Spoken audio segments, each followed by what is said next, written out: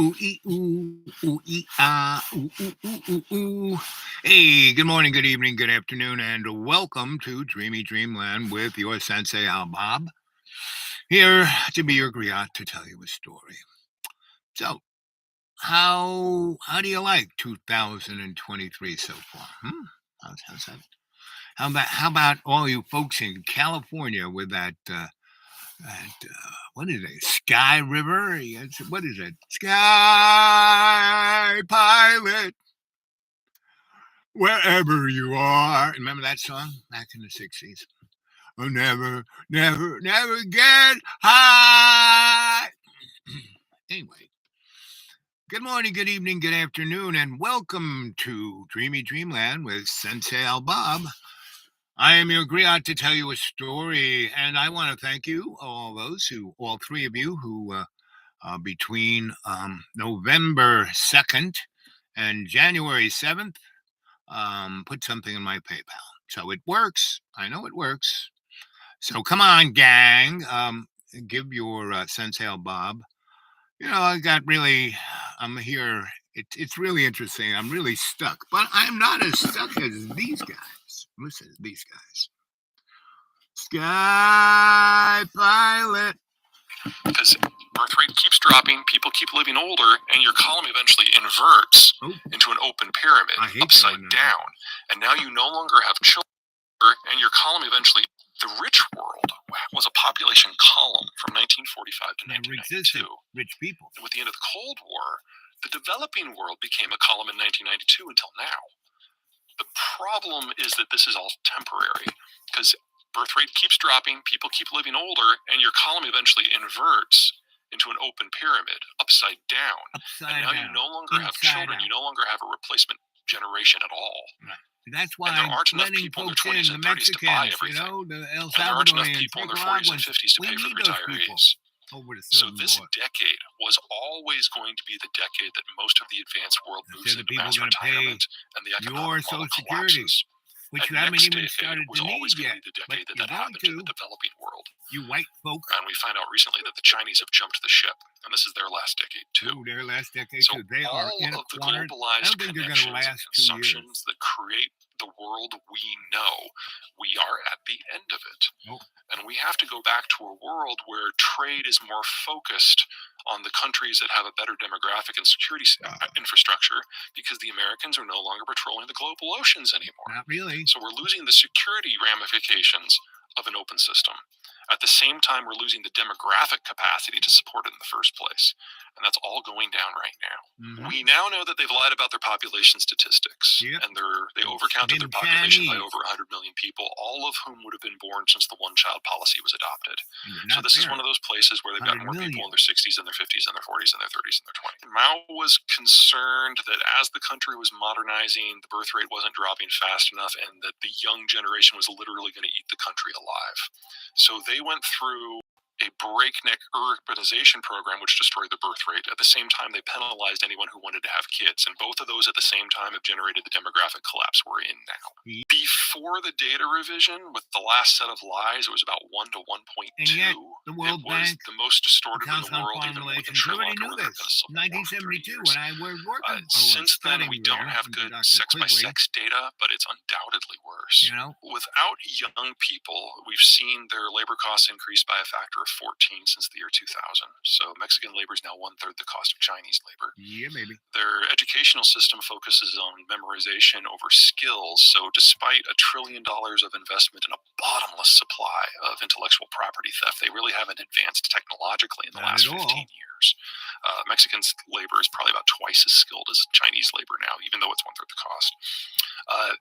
They've consolidated into an ethnic-based, nice little paranoid, nationalistic cult of personality, and it's very difficult for the Xi administration to even run it, because it's not an administration anymore. No one wants to bring Xi information on anything. How are we going to deal with Putin lied to his face, what's for on example, the border? last we're going to February about the wars. Canada, Canada and Mexico. You can see in some of the presses, the defense guys in the back of the room, they didn't want to say anything because she has a history of shooting people he doesn't like. And so the Chinese were the only country that was caught with their pants down when this all went down. Oops. Look at that tiny penis. Drinking cold water flushes 67 pounds of fat. If you are struggling to lose weight, you need to see this right now. Yeah. People are flushing away 67 pounds of fat while they sleep.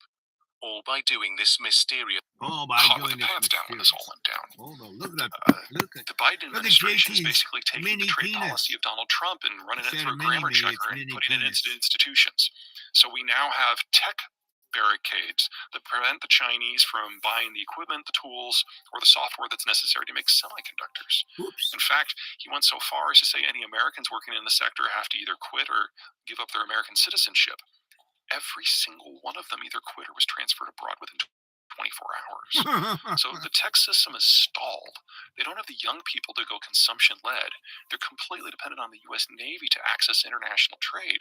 They are the most vulnerable country in the world right now. And based on how things go with Russia, we're looking at a significant amount of raw materials falling off the map, specifically food and energy. The Chinese are the world's largest importer of both of those things. So there's no version of this where China comes through looking good. And the challenge for the rest of us is to figure out how do we, why do you think we're having a war? As smooth and quick as a process as possible, figure out how we can get along without them. Novels? Because they are going away. I've sent you two. And they're going away this decade. Did that work? And have you read them? Very ugly for the Chinese. So, say what you will about the Russian economy. What's the story, Jane? Did you receive those novels? And what do you think of them? I'm looking for some, I'm an author. Authors need feedback, right? And all the, let's see. Yes, good. A dude, yep, I believe. Committed TY. What is TY? You can't use any of these internet logos or memes or whatever they call those things. I have no idea. So you guys speak English. I have no idea. Love them, especially when you question the narrative. Yep, that's what I do all the time. Question, and that's what I got paid to do. Question the narrative. And so I need someone to actually be my agent, put forth this stuff. And anyone who is cognitive of the internet, I don't know who to get a hold of or really how to find them. And I have, I have a new girlfriend who's actually a librarian. I asked her to help me and she goes, well, I don't know what to do. I mean, she really is a librarian. She's got that whole librarian thing down. And though there's a inside wild woman inside her, which she has kept down for the last 48 years, because she's got the bun, she's got the clothes, she's got the glasses, the whole ball of wax, right?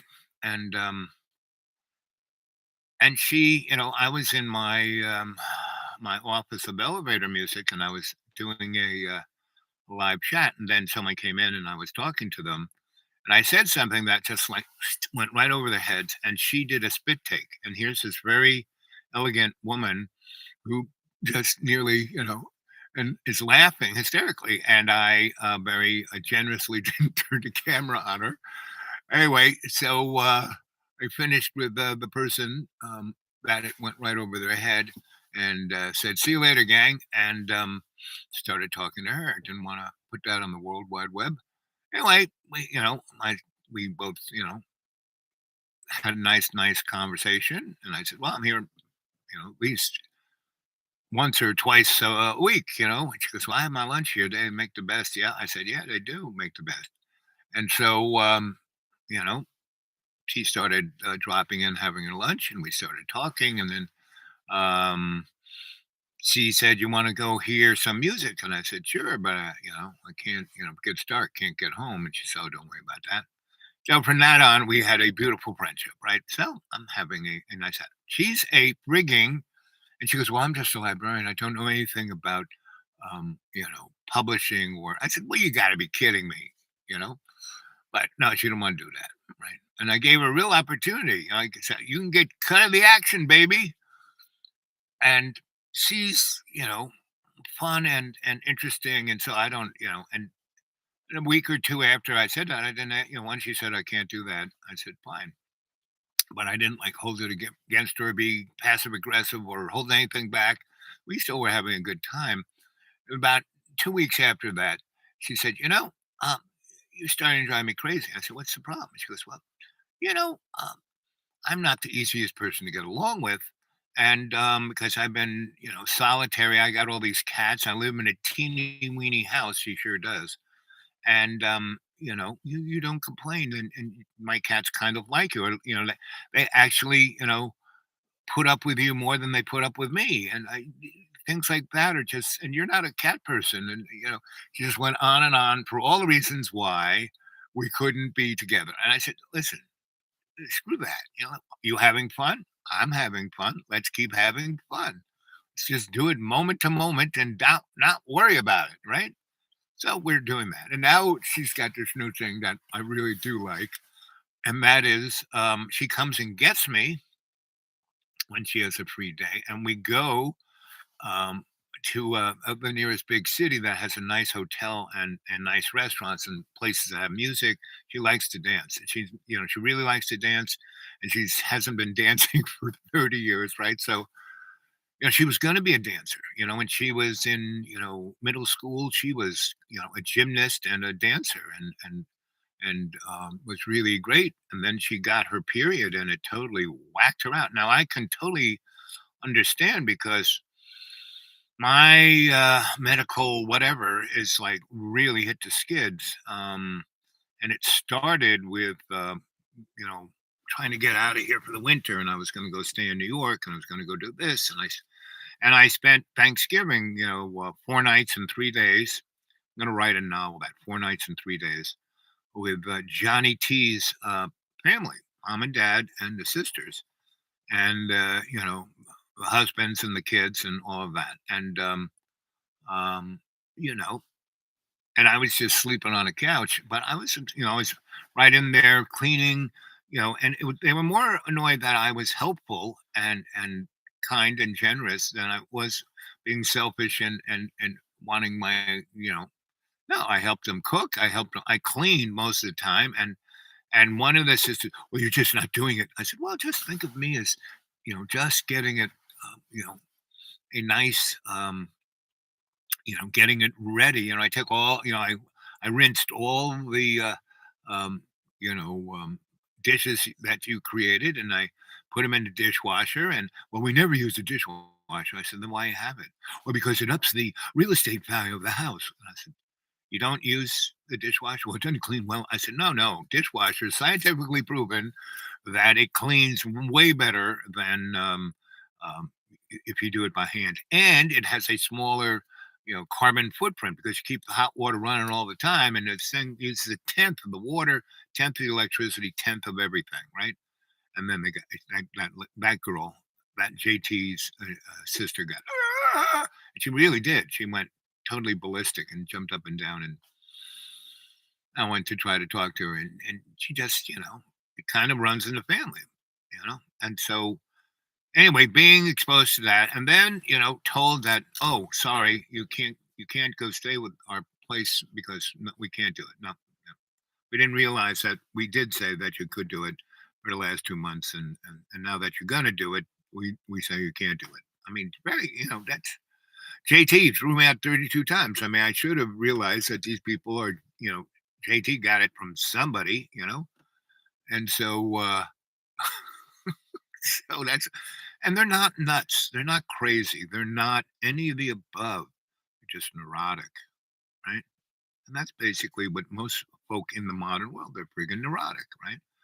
Now, here at the Deep Green, I've, been here 20 years. So I just went and bought I bought a packet of this about 2 weeks ago, right? And then I put it someplace. I can't find it. Well, it's so cold, it doesn't matter. I'll find it, in March, and it'll be fine. Like I found a packet of Swiss cheese in a box, right, when I was like going through my stuff. And the sell by date was 2011, July 4th, 2011, right? And it was like 3 weeks ago, and the package hadn't been opened, hadn't been just been in a box, and I opened it up, smelled fine. I put it on some bread, put it in the toaster oven, had a grilled cheese sandwich, very nice. So I bought one of these 2 weeks ago, but I bought it you know um, at Walmart's, where the price of it was well, it was almost this. This is 289. It was more than it was like two something. So it was almost this. So, but the place that I bought this in is a Tweaker gas station that has been bought by people from Texas, right? And they bought this whole side of the mountain and wiped out one side and put lots to sell for houses, which changed the water table down below, and it blew out the side of the mountain and took out the county road. It caught the federal government and the state government and the county government $6 million to fix the road, and those people didn't get charged a nickel. And so they had basically, in the time that they've been buying up properties all around the lake, basically bought out all the companies that did excavation and roads and this and that, because they knew that they were just going to destroy the place. And instead of, yeah, and when the county or state wanted to fix something, instead of paying these other contractors, guys who would destroy it, they would get paid to fix it. And this was their first little endeavor. And so when they fixed the road, they wanted to put a road from that county road up into that property instead of coming all the way through the hollers and then popping into their property. So by destroying that side of the hill, it caused them, it needed to be repaired so the people could, bring their tractor trailers through from the interstate. And so these guys fixed it in such a way that it built a road up into their property. So it was a triple win for these guys, and they are. So there I was today at this, and they bought up all of what was left of the holler stores, and basically turned them into their version of the Dollar General. But it's like $15 or more, instead of everything in this, like the Dollar Tree, everything in the store is $1.25. No, $15 or more, right? So, and they got rid of all the food. They only had 2 packets of butter, right? Or not butter, margarine, Blue Bonnet.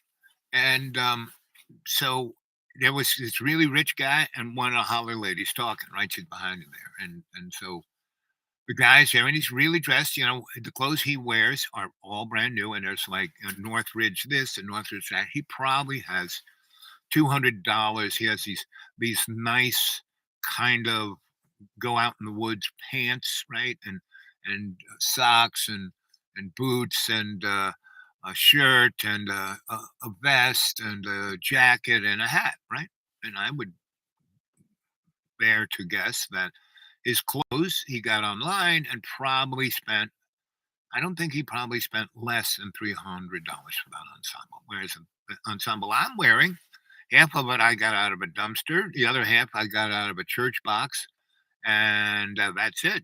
So secondhand clothes per se, but not even like secondhand the thrift store, but secondhand. People didn't want this shit, so I go in there, and he's talking about how rich he is, and he was going on about how people are cutting down trees on his property, and I said, so that's what they do here.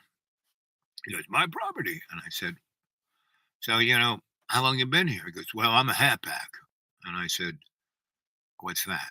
And he goes, I was born in Pennsylvania and I spent most of my life in Florida. And now I'm moving and I'm halfway home. I said, so why'd you come here? And he was, I said, you bought 100 acres at rock bottom price just before the pandemic.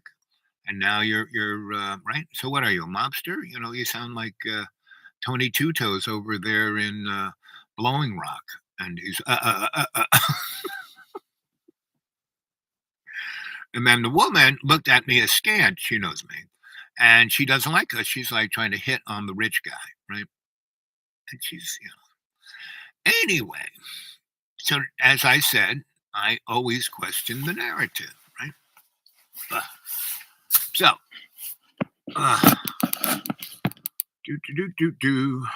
So, Jamie Poo, you still there? Is one of you there? Just one thumbs up. Come on, kids.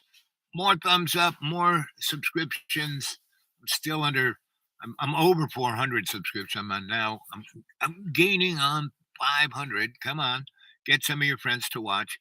Get some people to put something into my PayPal. The dudeawake42@gmail. Dudeawake42@gmail. Like I said, I want to thank those 3 people who put something in there between November 7th or so and January 7th, right?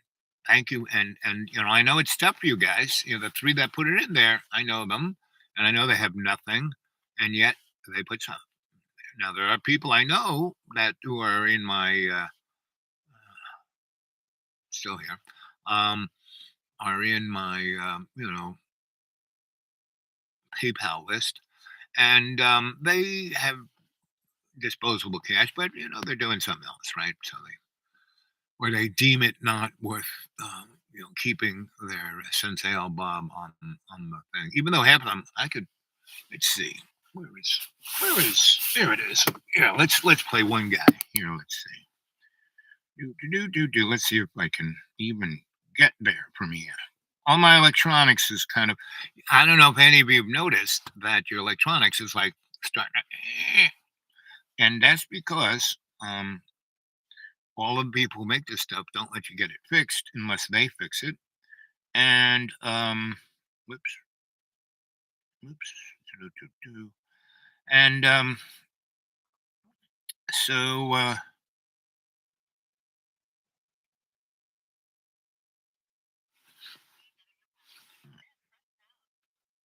oops.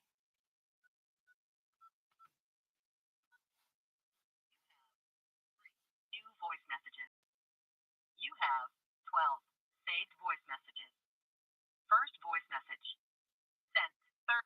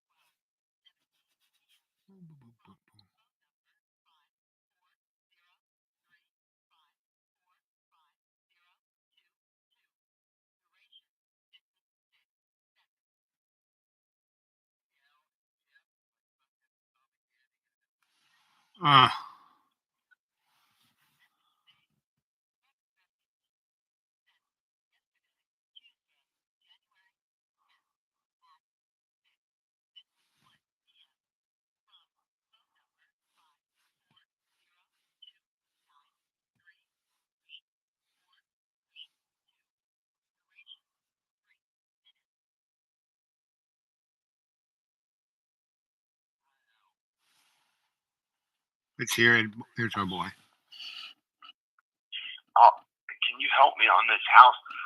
There's this one plumbing leak. I don't know why. It's this little plumbing leak, and it's made everything go in slow motion. Like not, it's messed things up. Ow! I don't have the time to go out in the woods and meditate until as you get older and older. You're not getting any younger. I can't do this with my life. I can't do this with my life. There's a plumbing leak here, and it's caused all this mess in the house. And I want to get out of here. I want my wife and kids. I have to be a good father to my children. Well, why haven't you been one for 10 years? Father to my children or more while they're young. They're young. I waited while they're 5.5 young. years. Your kids aren't young anymore, John Boy. They're almost 20. They didn't come back. I have to go all the way to California Good luck with that. To hire a lawyer, and I have to sell the house to get the money to hire a lawyer, and then no one's buying that house. Make the kids come to California. Sorry. They can make the kids come to California. Make the kids come to California. That's never going to happen. They broke the law and stuff to not my kids. No, John. You got divorced. You had a legal settlement.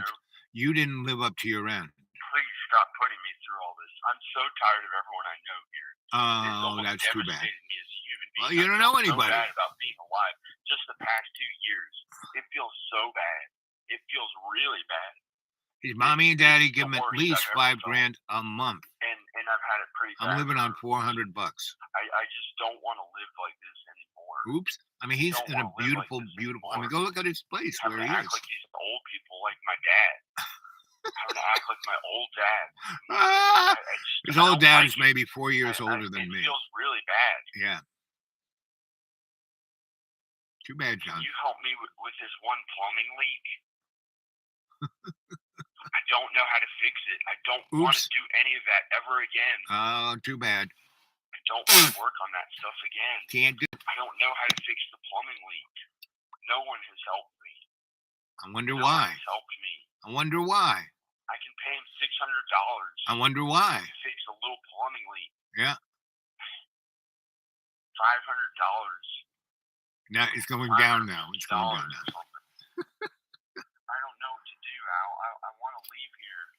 I want to leave this neighborhood. I don't want. All he has to do is turn up the electricity, turn up the water. End of message. To erase this message, press 7. To save it, I got to keep that one. Message saved. It's too weird. End of new messages. To listen to your messages, now here's press someone 1. I really to helped. send a message, right? press 2. It's to change your personal options, press 4. To disconnect, press star. What was that again? To listen to your messages, press 1. Okay. To listen to your voice messages, press 2. To listen to the messages you've deleted during this session, press 5. To first saved voice message. And this is the guy. Sent Monday, June 7th at 8:48 p.m. from 2.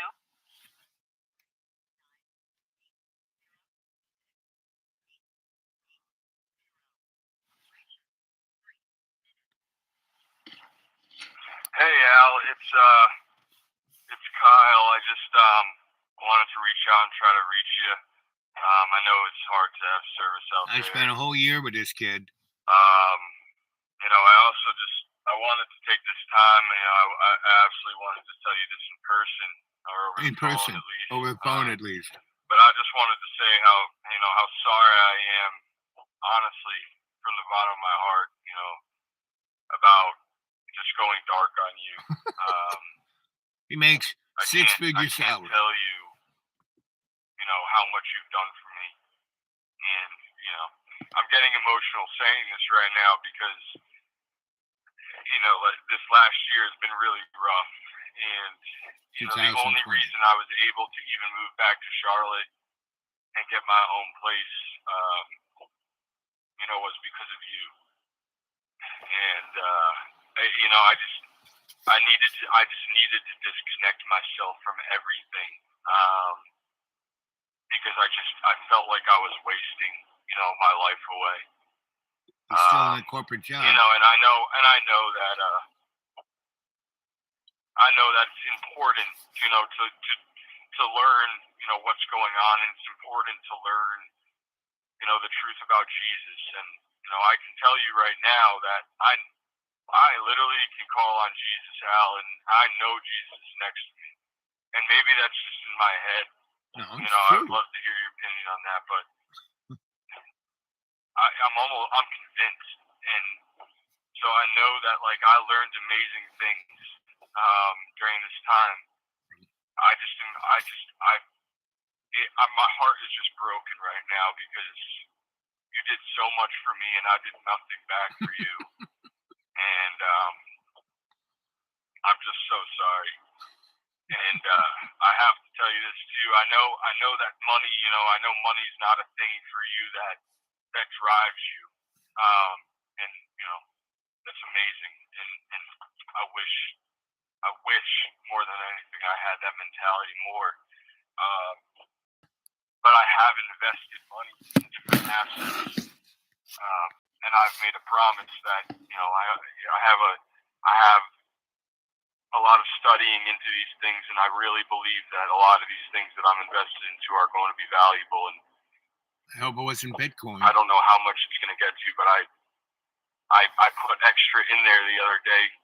I was going to send it to you on your Gmail, and Gmail, instead of your Gmail, I invested it in some. End of message. To erase this message, press 7. To send a reply message, press 8. To save it, press 9.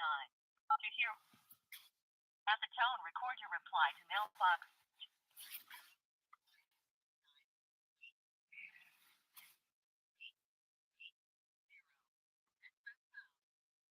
Hey, how you doing, buddy? Haven't heard from you. Oh, a good 2 years.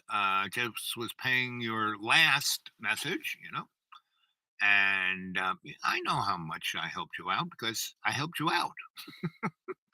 It's like I wasn't doing it unconsciously; I was doing it very consciously, right? And I have about 100 other adepts that are part of my crew, and they're not as wealthy as you are, but some of them are, better off than others, right? And others are dirt poor. And the ones who are really don't have what I would say disposable income, they're the only ones who kind of put something in my PayPal. $10 here, $20 there, and it's always magically delicious. It's always pretty much what I need, right? So right now, I'm in pretty bad medical state, but I am rejiggering myself. I kind of fell out of my homeostasis because for Thanksgiving I went over to JT's family and spent 4 nights and 3 days with them. And it was totally old school Italian. So there was zillions of cookies everywhere and little cakes and you name it. And everything rich and delicious. I mean, just the best, right? So I was part of that. And it had all of the angst that holidays have to the 10th power. But they were still fun. I'd say 89% of the time I was there, I had a good time with those folks. And they all have pretty good sense of humor, but they have their dark side, right? And you can see it. I can see the shroud come over them, just like you. I could see the shroud come over you. Why do you think I said, "Oh, here, let me show you how to breathe," right? Let me show you how to meditate. Let me introduce you to Jesus Christ. Hey, and not in a religious sense, but in a theologic sense. And so, um, I was just listening to your thing, and you missed a great investment. You were already here before anybody else was. You could have picked up on that house that you were living in. Those people were desperate to sell. You had the cash, and that would have been, you would have been, and then you'd been, a few miles from me, right? And now you don't come here at all. And I offered you a nice little spot on my hacienda, and you had that $160,000 Ford pickup truck. Anyway, love to hear from you. My phone number is still the same. And you can drop something in my Gmail. The dude awake.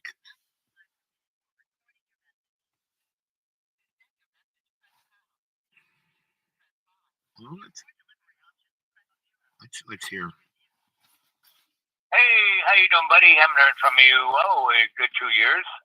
Just was paying your last message, and I know how much I helped you out because I helped you out. It was like I wasn't doing it unconsciously. I was doing it very consciously, right? And I have about 100 other adepts that are part of my crew, and they're not as wealthy as you are, but some of them are, better off than others, right? And others are dirt poor. And the ones who are really don't have what I would say, disposable income. They're the only ones who kind of put something in my PayPal account. $10 here, $20 there. And it's always magically delicious. It's always pretty much what I need, right? So right now, I'm in pretty bad medical state, but I am rejiggering myself. I kind of fell out of my homeostasis because for Thanksgiving I went over to JT's family and spent 4 nights and 3 days with them, and it was totally old school Italian. So there was zillions of cookies everywhere and little cakes and you name it. Okay. And everything rich and delicious. Just the best. To send your message, press pound. To review, thank you. Your message has been sent. Okay, my message has been sent. So anyway, so I did that, and so it really, everything off kilter. Then I had to come back here because all the other things I'd set up to, not be here for the winter. So I got here, a week after Thanksgiving, or that weekend after Thanksgiving. It was nice, sunny, everything. So I wasn't under the gun to put the place back into service. But the Colonel Sanders, the slave owner, next to just up the road from me, he had his tweakers, and he left a week before Christmas down to Florida, down to where his mommy is. His mommy pays all his bills, right? I'm sure she's laundering money too. That's what I'm seeing people do. Anybody who's buying real estate now is basically laundering money, right? Either their money or someone's giving them money to launder, right? They can, right? So it's anyway. So he doesn't have a job. He doesn't do anything, but he has a lot of expenses. I don't have any money, right? So he was heading out, and so I have a hippie wagon, right, from the 1980s. I traveled around America. It was a school bus I decked out, right, with stove, kitchen, all the rest, right. So anyway, he wants to buy it, so he gave me a couple $100 because I had this other guy who's going to pay me X, but he never did. He said, "Oh yeah, I want to give you $5,000. It's so amazing. It's like a historical reference." Blah blah blah. And I kept saying, "So buy it. Just give me 500 down and then pay me." But because I was really hurting for cash, my front wheel was about to fall off. I needed to get struts. So anyway, Colonel Sanders, knowing because he moved here about a year, this coming September he'll be here 2 years, and so he has ripped off everyone he can. Right, he's bought property all over the place and not paid them for it. He's got 20 vehicles that he's bought that he's still not paying for. They're pieces of crap, but it's those people's last thing they had. Hopefully they'd get a little money so they could live a little longer.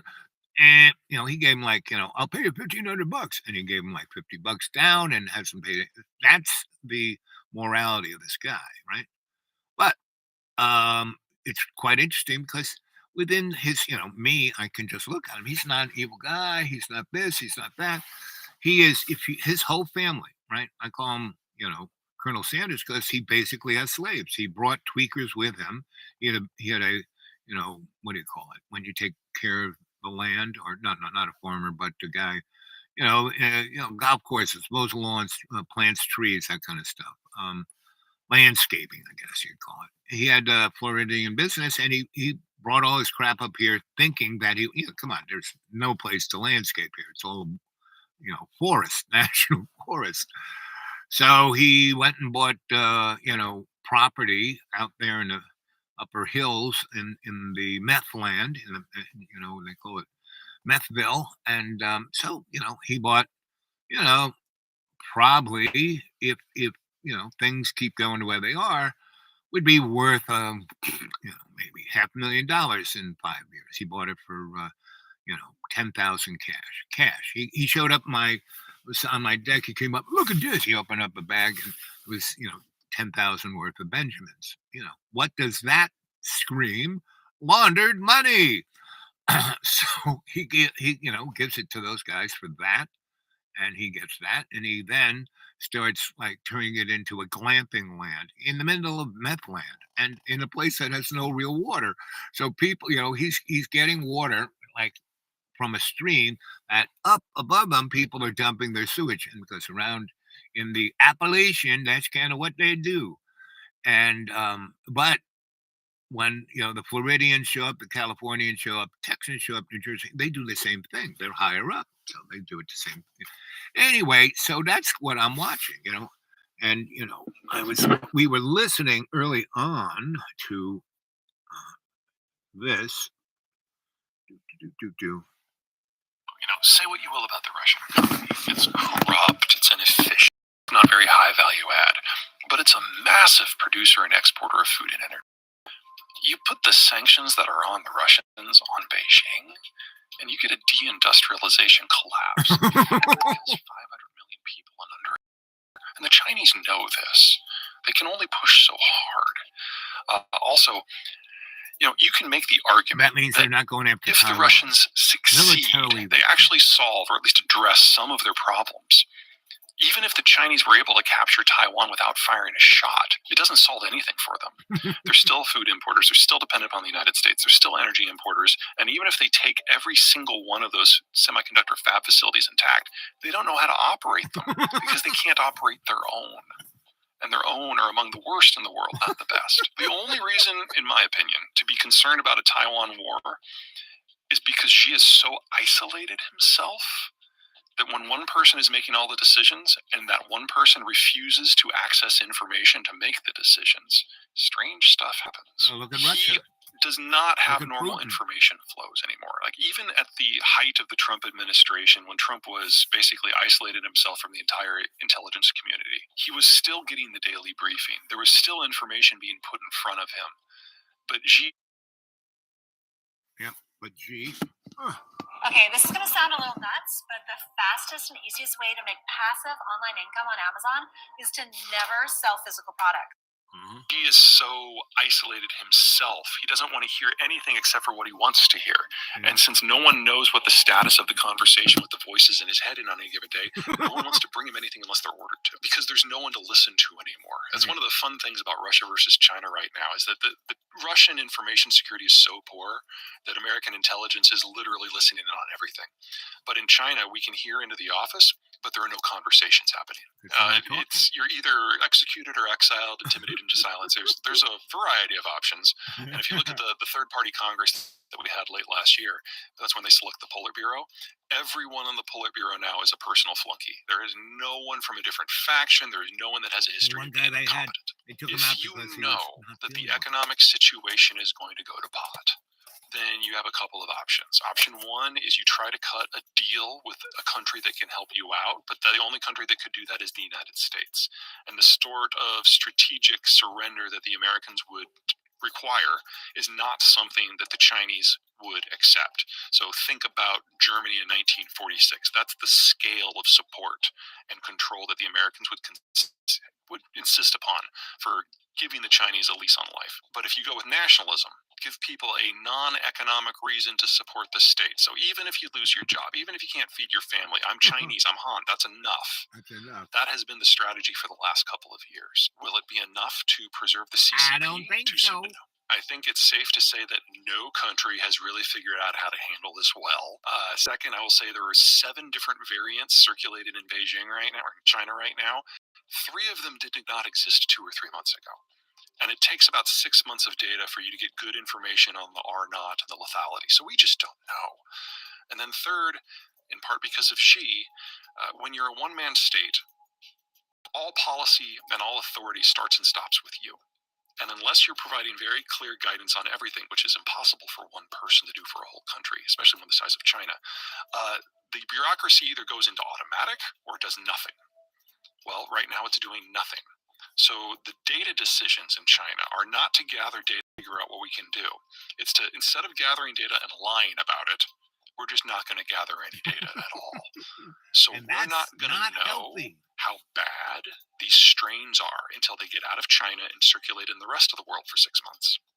So the lowest fatality estimate that I have seen that I consider credible is that they're going to lose 1.5 million people just from COVID. That assumes no broader breakdown in the health system, which we are already seeing. From a plus point of view, they did keep the virus out of the population for almost 3 years, so no one has natural immunity.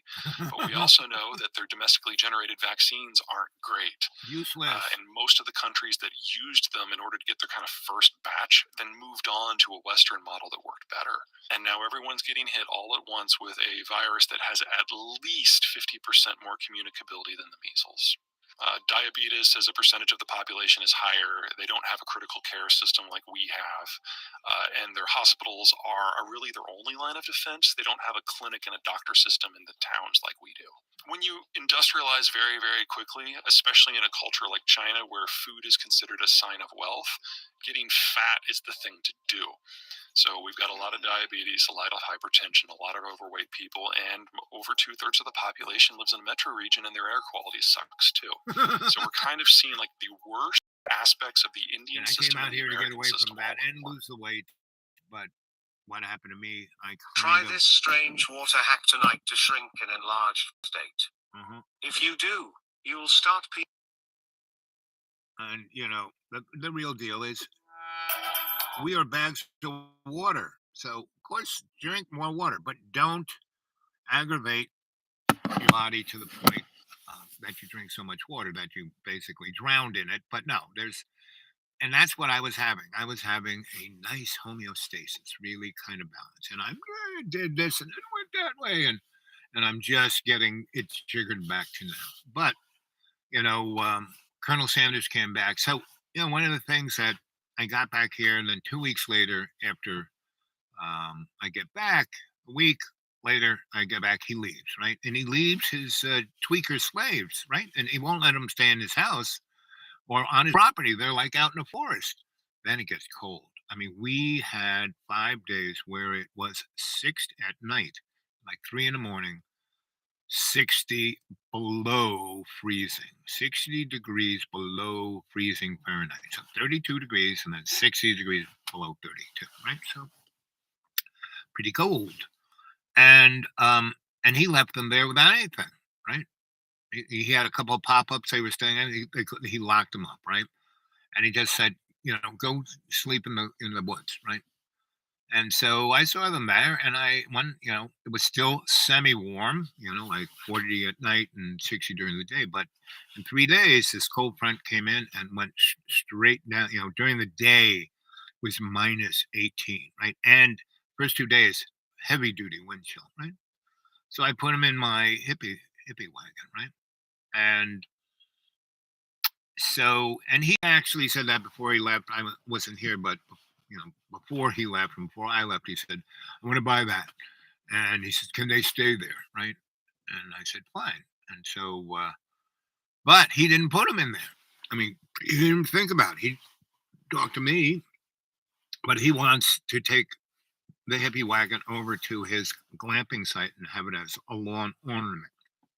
Because it really does. I mean, another guy wanted to buy it from me for $5,000, who was like a historian of that time. They said, "Oh, this is blah, blah, blah." Right. So anyway, so that's kind of where I'm at right now. Sure could use a little help there in the old PayPal, the dudewake42 at Gmail, dudewake42 at Gmail, dudewake42 at Gmail. And, I'm, getting my and I went to see all my doctors, and they said, "Oh, we need to do a quadruple bypass." And I said, "No, you don't. This is just, you gave me these other drugs and my body is not responding well to them. Let's figure out a better drug." And they said, "Oh, well, no, we're just going to do the operate." I said, "No, you're not. Let's do some ultrasound first." And so they did that, which was enough of like, "Oh, there aren't any blockages really." Okay, I said, "So now what we do is we need to do CAT scan of me, totally, all my organs, all my everything, so you get a really good, and take some more blood." I mean, these are doctors. I'm telling them what to do. And once I get there, they want to do the wrong thing. I say no, because everything is in the computer. And when it spits out this little, band that I wear on my wrist, it has a thing, and I do it, and then the machine tells me the operation I need. I said, no, no, no, no. I'm not here to have a get my no operating, no blades, no cutting. I need ultrasound, right? And then they did the wrong one, and then I said, no, I need this one.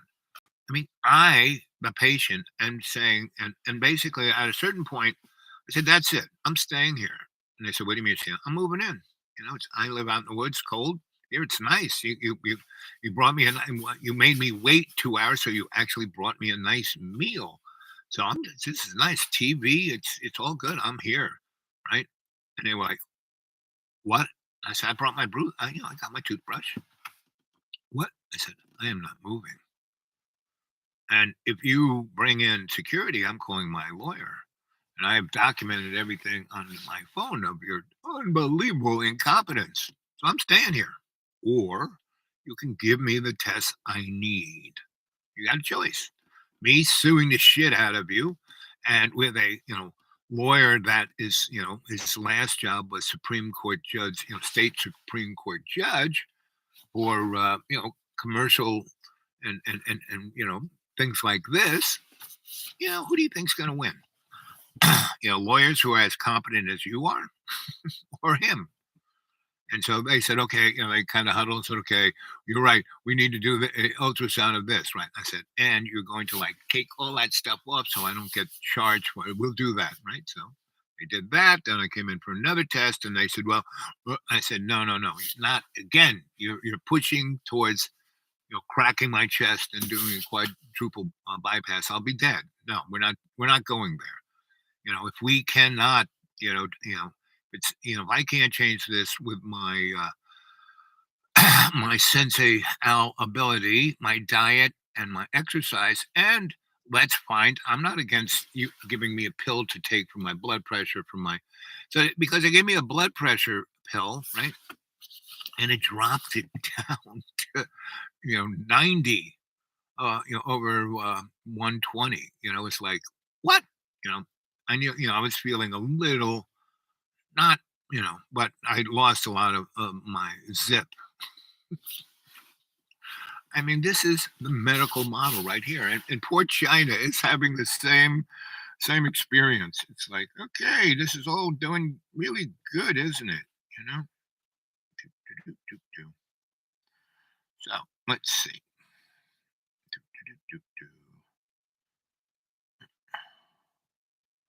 There it is. Let's see what this is. Friction. What's your response? I mean, the American. I hate it when stupid.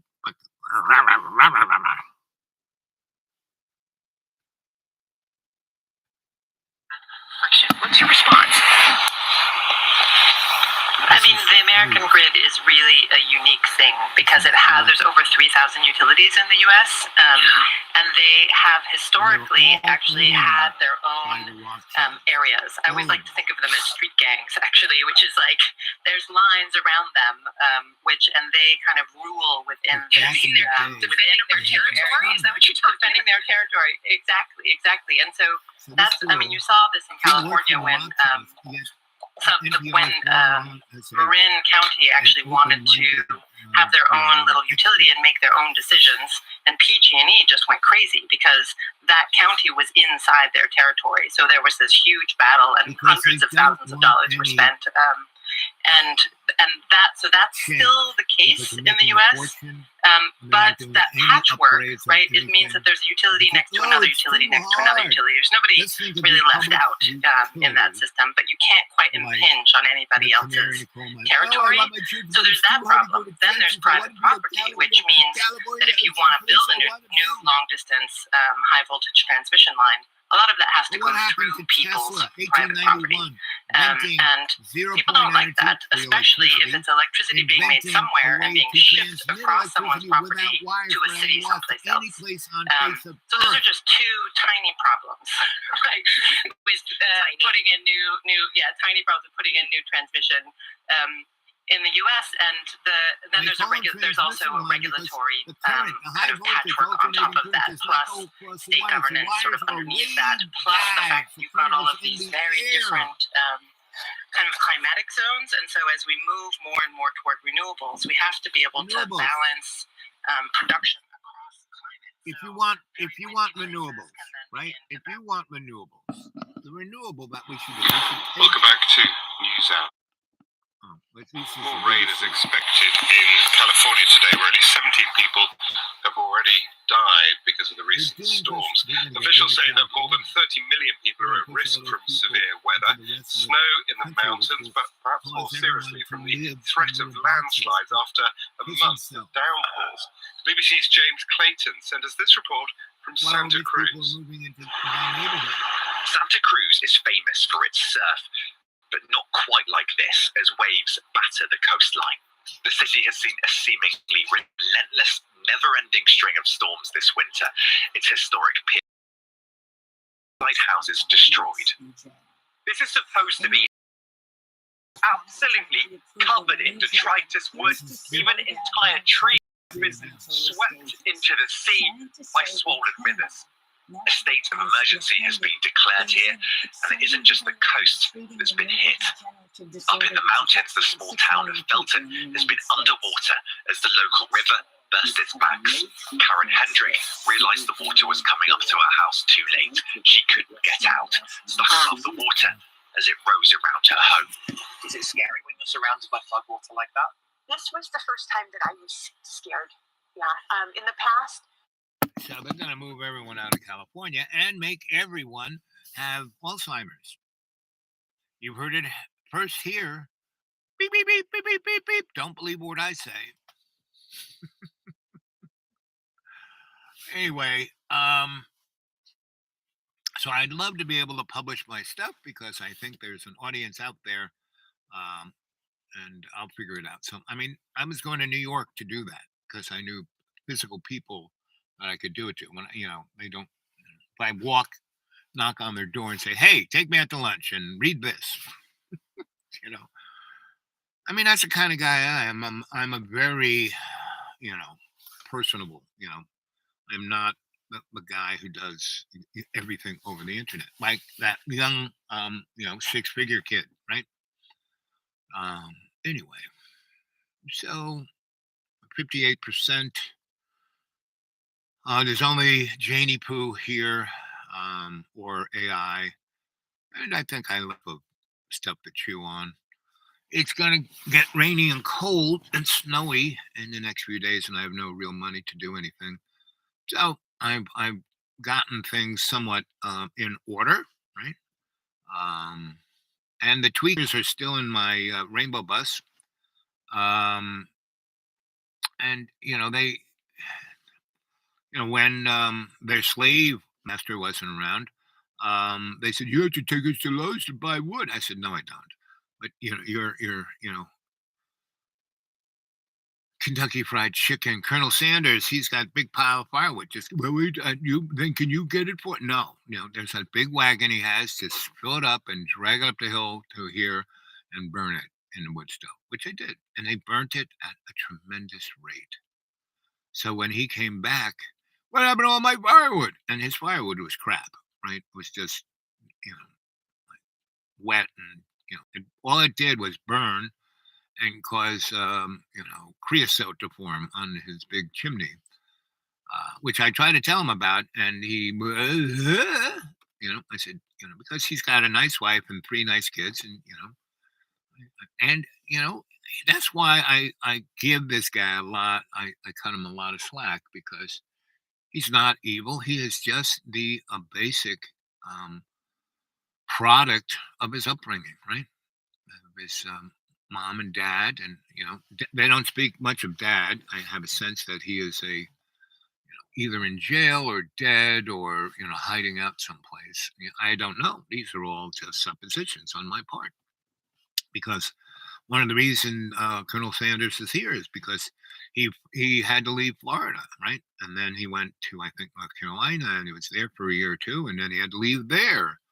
And so, I keep pulling on the I Ching on this, and they keep saying, this guy ain't gonna be here for very much longer. Don't worry about him. So he's annoying, but he's not life-threatening, right? He's actually somewhat How when he saw that I wasn't doing well, did he come and help me? No. Did he? But when I saw him on I'll come and get you and take it, and I'll feed you steak. You need steak. Well, I have no teeth.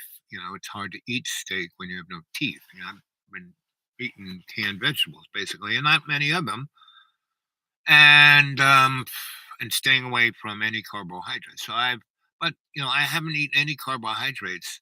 Um, in a couple of days, and I took my blood sugar, and I don't have two. I can't afford those little strips, so I have to maybe take my blood sugar. I can feel how my blood sugar is doing, by the tips of my fingers.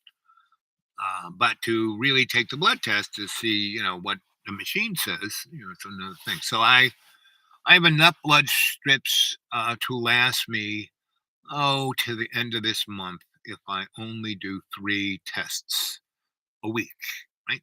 So last night I did one because my tips of my fingers were feeling a little strange. And basically, was like, whoa, about 200 points higher than normal. So I went and took, a lot of cinnamon and cumin and turmeric, and it dropped it down. It dropped it down to about 120, which is about 30 points above where I like my normal. I try to stay between 90 and 110. It's like my real, and I had been doing it till I went to JT's family's house and ate all the sugar cookies. I mean, yes, I ate each one. I ate quite a few, and but it was kind. Not, it's like right there, and she put them on nice little silver plates on every table in the whole friggin' house. It was like, it's not a place that I didn't see 5 or 6 silver little plates with these yummy cookies that sang of my childhood and my grandmother. Anyway, that's kind of where I'm at. I'm getting back to my homeostasis, and so eating that, having to deal with the tweakers and the ridiculously cold weather, and they're still there, and they still do really. They've turned our road into a mud apocalypse. But back in the day, before I fixed the road, it was a zillion times worse, right? So now it's basically fine. And again, it doesn't affect me because where I come out on the road, it's not in the mud pit, right? And I go slow. I go up the Forest Service Road for a quarter of a mile till I hit the blacktop. At about somewhere between 5 and 10 miles an hour. These people have to go up that road at 45. They don't. They have 4-wheel drives like I do. They could just put up. But no, they gum the motor, and they have destroyed 2 cars. One, because he's gone up a gigantic, whatever that General Motors GMC vehicle that's really big, Tahoe or whatever, not Sorrento, that's my car, Tahoe.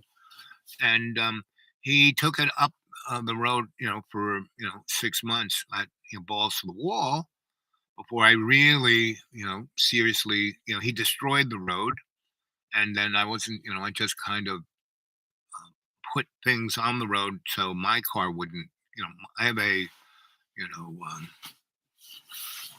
wheelbase of about 5 feet. His was about 8. So he destroyed, the road had been about 10 foot wide, and he destroyed it. So the road was now only about, 7 foot wide. So he was, like doing this and hitting all the potholes because he's zipping up, digging them. There's like a new one there now. But I spent all summer just raking it and making swell. So when we do get like, when was it? I guess it was Saturday, Sunday, Monday. No, just Saturday, Sunday, Friday, Saturday, Sunday, Friday night, Saturday into Sunday morning. Really, we had that California air river hit us, and we probably got about 2 or 3 inches in those 2 days, which is way more rain than we've had all summer, right? But I prepared the road for it, so 80% of the road was in fine fiddle, didn't hurt it. Right before my little chunk where my right away comes out onto the Forest Service Road, that's where they just hit really fast and fly up the thing. and that's right where the mud puddle is, and so it's it's after me. So, but I put all kinds of drains in there, so it doesn't matter. Meaning the water, instead of staying muddy forever, after like today, right? Went up there, and it's still muddy, but it's not this much. Now it's this much. So when I zip on, he nearly destroyed one of his nice cars because he hit it, and the car did this sideways and just came that far from smashing into a tree. So that's what I'm saying. It doesn't really affect me per se, but I just watch him do all the stuff and watch him how he deals with his family and how he deals with the tweakers and how he deals with all the other people around him. And he's just basically what he's doing to that road is he's doing the same thing to his life. So, and so when I came back, and I really, yesterday I had to deal with because if I don't deal with a medical thing, they take me off the list and I'll have no medical anything, right? So I have to, like, I had to get, the vaccine shots, right? That's negatively affected me and my study of it. So the guy who's head of my HMO, really great guy, because he's not making shitload of money. He's a doctor who saw the need, started this nonprofit entity, got a few other people who were on the same wavelength of helping people. So he's got 4 doctors there, maybe, I don't know, 5 to 8 nurse practitioners, and about 20 technicians and nurses who know what they're doing, and another 20 bureaucrats who know what they're doing. And they actually service about 3,000 patients, right? Anyway, so when they brought up the vaccines, I said, "So you're going to get shot up?" And he goes, "Well, I'm studying it." He goes, "Have you read anything about it?" "Oh, I go, "Sure, you know me. I look at everything." He goes, "What do you think?" And I said, "When you get the shot, I'll get the shot." So he kind of went like this. And so anyway, the first one came out, and it was, they had issues with, the refrigeration below zero, blah blah blah.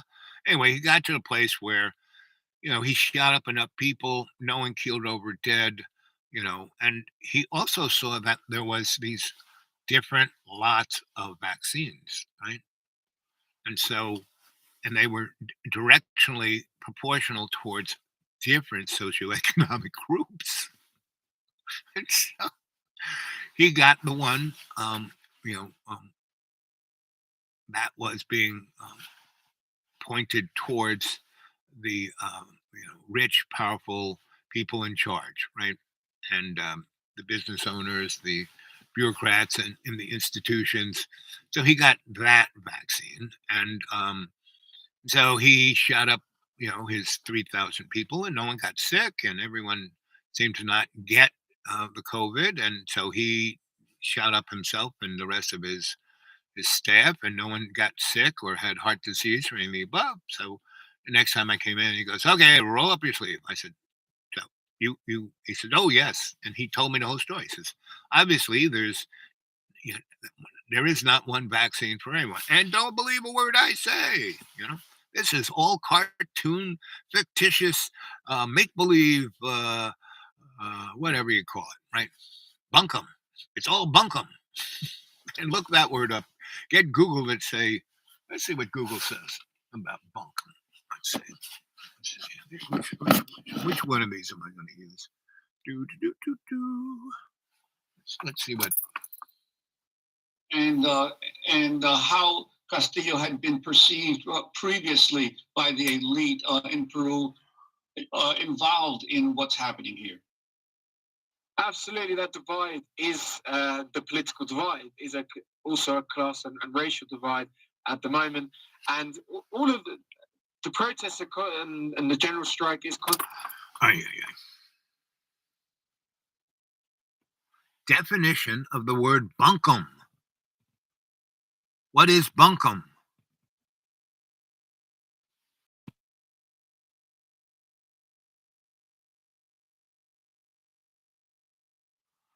Google doesn't want to tell me.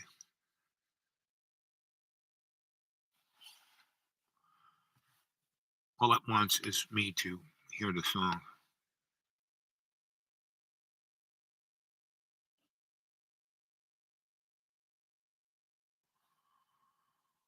Yeah, this guy ain't doing it.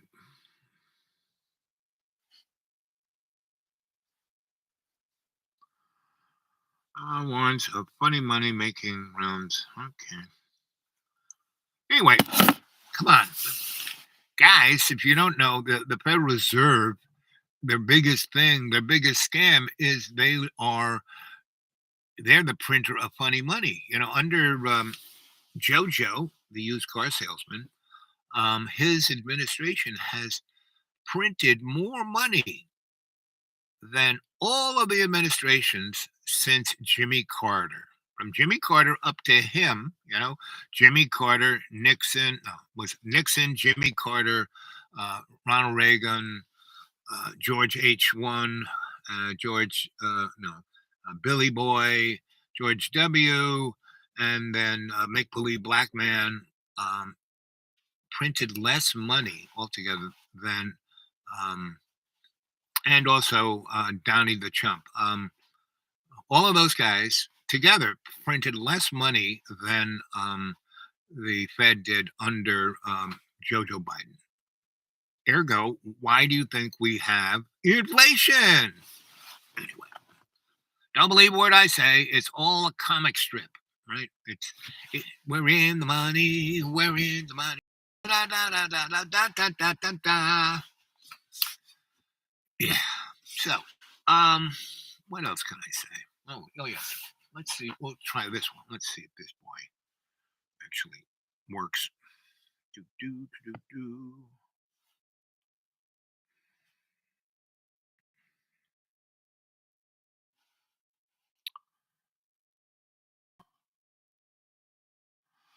What is bunkum?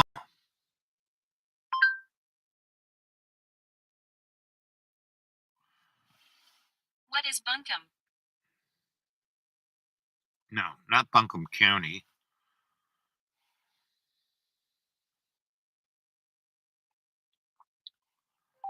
The definition of the word bunkum. The definition of the word bunkum.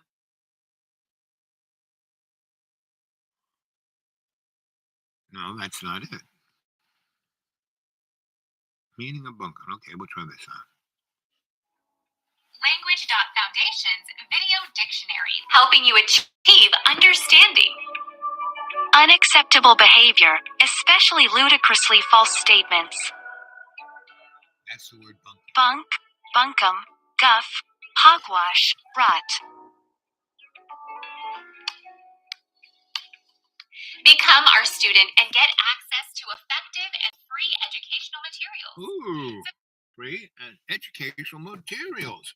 But that's the word bunkum, right? And that word came because it came from that Buncombe County in North Carolina, right where Asheville is. And for 100 years, all the politicians, the governors and senators and congressmen that came out of there and judges, all just couldn't help but lie. There was this one guy, Vance, right, who owned everything. He's the Colonel Sanders here, the Floridian Colonel Sanders is a wannabe of Vance, and Vance basically he could not tell the truth, and so he came from Buncombe County. His great grandfather was a Buncombe, and everyone who knew a Buncombe or knew anybody of money from there is because they stole it, they cheat, they lie. And so whenever you hear the term bunkum, that means so. Back in the 1840s to 1890s, that because of this family, and they kept showing up as senators and congressmen, and all they could do is lie, cheat, and steal, and try to blackmail other, congressmen and senators. So that was the bunkum. That's the word. Oh, don't give me that bunkum. And that's it, right? So, anyway, so how far? There's three of you there. How far do you like the show so far? And remember, you can put something in my PayPal, the dudewake42 at Gmail, dudewake42 at Gmail, and I really could use it because I have no food, and I don't want to lose electricity. If I didn't have electricity when we had 60 degrees below zero, below freezing, and the only heat I had was I wrapped up myself in a electric blanket, and that did quite well, right? But if I didn't have electricity, I'd be a popsicle right now, right? So all you folks who have a disposable income, how about sending me $50? Come on, that's no skin off your nose. That's like a lunch, or 15 minutes in a titty bar, or basically 20 seconds that you get the blowjob from the titty bar girl, because that's all it takes from you. So come on. And you females who have disposable income, I won't be as crude because you ladies aren't as crude. Anyway, I played a kid who I really, he was like kind of didn't know what he did. He had all. It's like JT, good family, went to schools, has all kinds of degrees, got real opportunities to make a. How am I going to make a? And now his parents pay him $5,000 a month just so he stays up on top of the mountain, and doesn't bother them, right? And that's why they bought that place for him, right? And he's never going to be able to sell it, not a ways, and because the road up there is like, forget about it, and nobody really wants, the first quarter of it is, or the first 40% of it is, they have kind of scraped it. Hey there, fishy girl, and but the other part, from Inga's, the other 60% up there is just a stream bed, right, up to the school, and the last 20% is pretty much just up to him, so he has to fix that. And Mr. I don't even know how to describe. I just call him Mr. Dumpington. That's a good idea, because he really personifies his family, or what people would say wealthy, from Connecticut, right? So he came down here to go to school, got a degree in music, and then he basically started a band, and for 20 years, he just played his band and at bars, and made about $300 a week, or a little bit more. And all I did was screw a lot of girls, and that's the main reason why I had the band. And so he was acting like a teenager until he hit about 32. And then he finally married this woman that, he could have married 15 years before, right? They were almost at it. If he did, he would have gone on that way of his life. And then he wanted getting a blowjob, 4 or 5 times a week from a different woman, each one, and kind of went this way. And he personified that Disney character of the grasshopper with a violin. Right? That was him. Anyway, so he did that for a good 12 years, and he stiffed Inga. Rent. I mean, everyone stiffed Inga. I mean, that's why I bought that school. She had zip money. She was in her, late 70s, and even her kids weren't taking care of her, right? I would go buy her food. I would go take her out. I would go bring her to the doctors. Her daughter lived right there in that town, right? And was very successful, right? And would never have been really successful if it wasn't for her father and her mother. Anyway, so that's the world we live in right now, kids, right? And I played a lot of little clips so far. You play this show again. It's only 1 hour and 18 minutes and 57 seconds. The show is like all my shows. All my shows are shamanic windows into what's going on, right?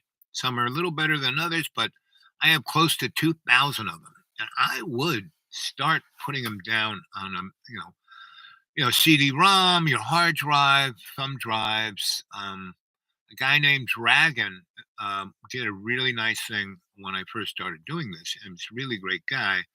And he sent me a whole bunch of thumb drives. He did about 200 of my shows, right? And he sent them. So he said, I want you to have a historical representation of your own work. And he also sent me these drawings of a thing I talked about, right?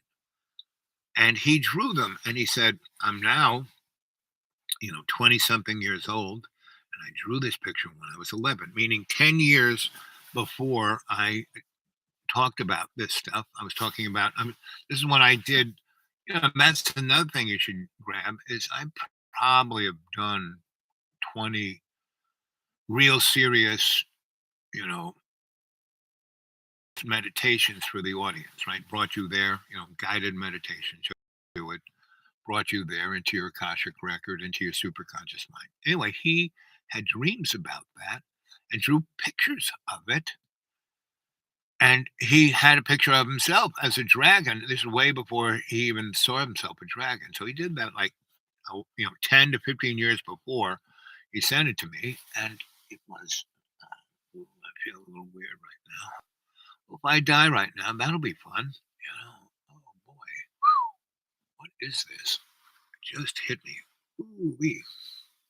Now, if I was JT, I would say, "What's his name's doing it so bad? He's like sending me, no, I'm sorry. No, let's see. I'll show you how to heal yourself."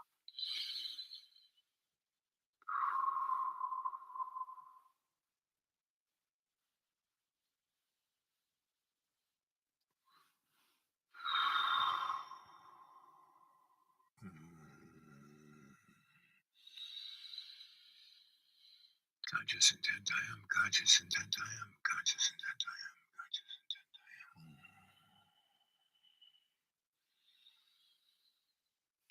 am. Okay, that's better. But I'm still not what I was before Thanksgiving. I was in pretty good shape. I still am, meaning they've done a whole bunch of tests and they've proven that I don't have the things that I would need to get a full chest cavity heart surgery thing. So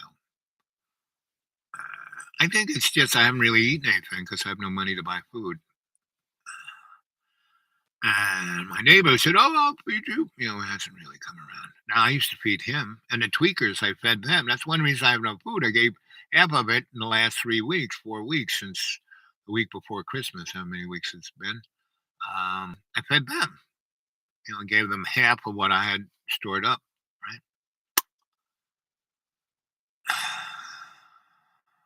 Because I could not, I put him in the hippie wagon, the flower child wagon, because hippies are people who shot heroin in their hip.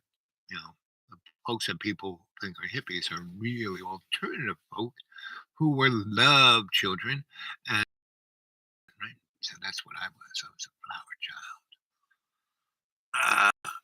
Because I knew loads of hippies. All my friends from who were anarchists from before World War II, and then they served in World War II, and they served fighting the fascists in Spain. And those guys were my buds, when I was about, between 12, and they started dying around when I was 18. By that time, they were already, but the one who lived the longest, Adam Purple, go Google Adam Purple. He was the guy who showed me how to take over abandoned buildings. Anyway, and it was a whole cadre that he taught, and I was just one. And so a group of 4 of us, David and Sorrento and Cilantro and Magic Maryland, we were the crew that went off and did it, and got other people and taught them how to do it. And really, we took over 50 buildings in 3 years, and put 500 homeless people in those buildings. And we used the Homestead Act of 1876 because they were not private property; they were, owned by the state. And we used that law to take it. And I, having a master electrician's license, put in metered electricity, and the gold standard of living somewhere is an electric bill. So everyone had, when the marshal came to throw them out, they just said, "I have an electric bill." And we had really, really good lawyers. All my buddies from NYPIRG, We all worked for, what's his name? Mr. Save, what's his name? Oh, I forgot his name.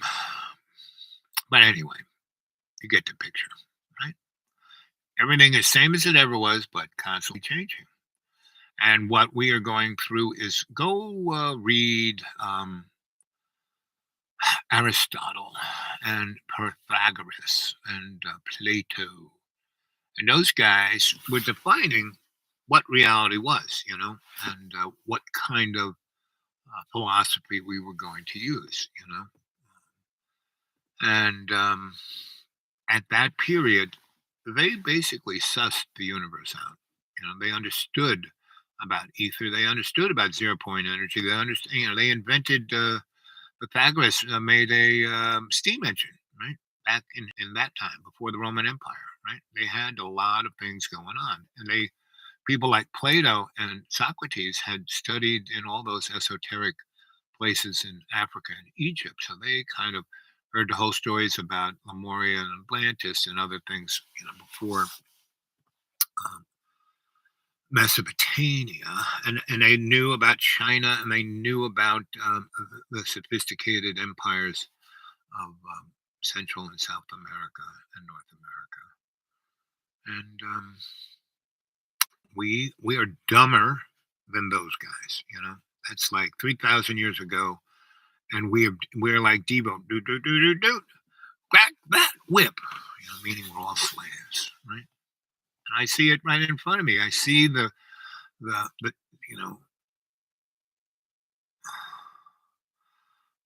Colonel Sanders from California, Florida, Texas. We had to get out of there. Things were so bad. All those Mexicans were coming in. Well, those Mexicans are the only hardworking people, and they're all around here. There are Mexicans all around here. And the only people starting up new businesses are those folks, not the Californians. No, they're trying to rip things off, steal things, put themselves in their little compounds, right? Do, crack that whip. So here we are, 1 hour and 27 minutes. When we hit 1 hour, 33 minutes and 33 seconds, I'm getting out of here. We have like 40% juice left, 141. Let's see what the folks on Democracy Now! Are saying. Outing. Meanwhile, the New York State Nurses Association urged people to continue seeking the care they need, writing, quote, "We appreciate solidarity from our patients, but going into the hospital to get the care you need is not crossing our strike line. We're out here so we can provide you better patient care." For more, we're joined by one of those nurses on strike, Sasha Winslow, high-risk labor delivery nurse at Montefiore Medical Center. Also with us, Matthew Cunningham Cook, researcher and writer, whose new piece is headlined "As Nurses Strike, Hospital CEOs Pocket Millions." We welcome you both to Democracy Now! Sasha, let's begin with you. Describe the scene outside Montefiore is in the Bronx and Mount Sinai as in East Harlem on the Upper East Side. Feel this. Can you describe the scene there and what you're demanding? Shamanic energy of this lady talking. The scene at Montefiore, where I'm located, is full of nurses who are prideful and also excited that we have come to the strike because of the demands that are very important to us, which is staffing ratios and enforcement of those ratios with concrete language that makes sense, and that those languages that are going to be put in will hopefully come with penalties to the hospitals. I want to correct, as far as happiness goes, this is historic for many of the nurses at Monty, some who've been there for 40 years and have not experienced this before. This is a first for me. It's crowded outside, it's cold, but we are dedicated to our patients, and patient care is our priority. And Sasha, I'd like to ask you, during the height of the pandemic, nurses and other hospital workers were constantly being celebrated as essential workers, and hospitals got huge amounts of aid from the federal government. But anybody who's been in a hospital, especially the hospital emergency room these days, knows that almost all of them are woefully understaffed. Could you talk about how these? That's what I was talking about. affect your ability to deliver good care? So I was a nurse who cared for patients during COVID. Staffing issues have existed before COVID. COVID only exposed to the public what we have experienced for years, and it just worsened. When you are caring for patients, you want to provide them with the utmost dignity and respect, and patients have questions. Patients are scared. This is a very vulnerable time. That's what I was feeling, because they wanted to cut me open. You are we need this bypass right now. I said, no, I don't. CT scan first. Show me the picture. Addressing their needs, or with their families, if they're present, addressing their concerns. I see and know nurses who work in the emergency room who are caring for 1 to 15 to 20 patients. That doesn't take into account the acuity of the patients, some who are ICU patients who are waiting to be transferred, med surg patients who are waiting for beds and sometimes are in the ER for 24 to 48 hours. This is a public health emergency across the nation because there's such a shortage and a need for nurses at the bedside. We have no idea how bad it is until it hits us. Right? We are, a community that is. I'm out here in the middle of nowhere where there's no people, so I am the poster boy of being quarantined. Better at communicating with our staff and I always have with our community that this is what's going on the inside. And if we do not address this, we will continue to see nurses leaving the workforce because of unsafe staffing. And I wanted to ask you about executive compensation. Montefiore, like Mount Sinai, and many of these hospitals are supposedly non-profit. They are supposed to serve a public good, therefore they don't get taxed. But yet their executives make enormous salaries. Could you talk about your CEO, Dr. Philip Ozua? So, yes, Montefiore and Mount Sinai are private, non-for-profit hospitals. They are tax exempt. Unfortunately, our CNOs, our VPs of operations, and our presidents of our hospitals make a lot of money in the millions, particularly Dr. Oza. This is all within the New York Post, in Crane's newspapers. He made a profit in 2020 of $13 million, $8 to $13 million. When I did my last report back in 2018, he profited $13 million and also offer a bonus of $9 million, an early retirement package. And as we can see, he never retired. So we see the disparity when it comes to wages and corporate greed, where we have our high level leaderships making tons of money. And okay, this is where we're getting close to 1 hour, 33 minutes and 15 seconds. So I love you guys. I'll try and come around next few days. I don't know when, I don't know where, but it'd be great if you could send something on my PayPal. dudewake42@gmail, dudewake42@gmail. Here we go. Love you. Stay well.